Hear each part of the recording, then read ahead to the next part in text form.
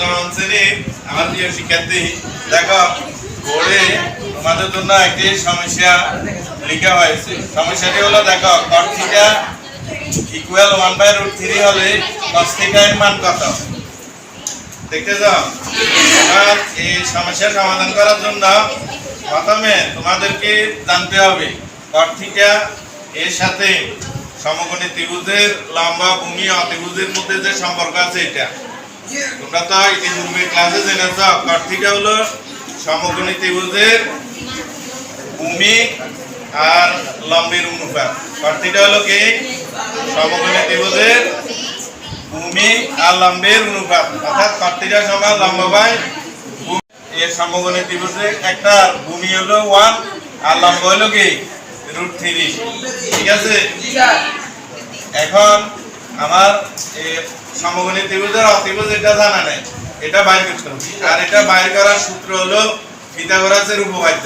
এটা সাহায্যে আমরা সমকোণী ত্রিভুজের অতিভুজ বাইর করতে পারি।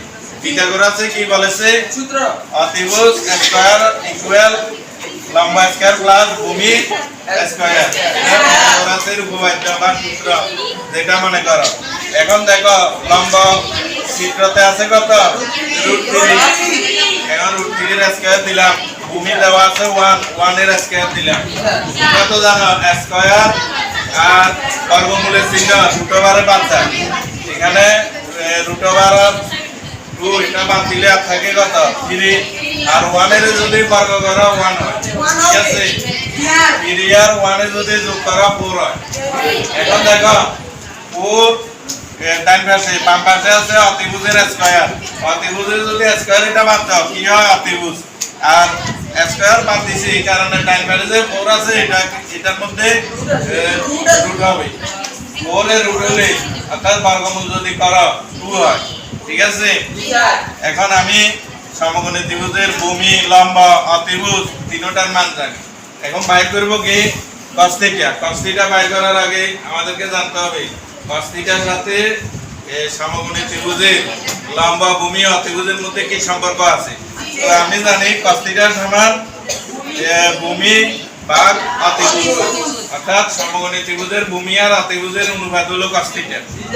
এখন ভূমির মান 1, অতিভুজের মান 2, এটা লিখলাম। তাহলে পাওয়া গেল cos θ সমান 1/2। ঠিক আছে, তাহলে cot θ সমান 1/√3 হলে cos θ মান 1/2 হয়। আজকে এই পর্যন্ত।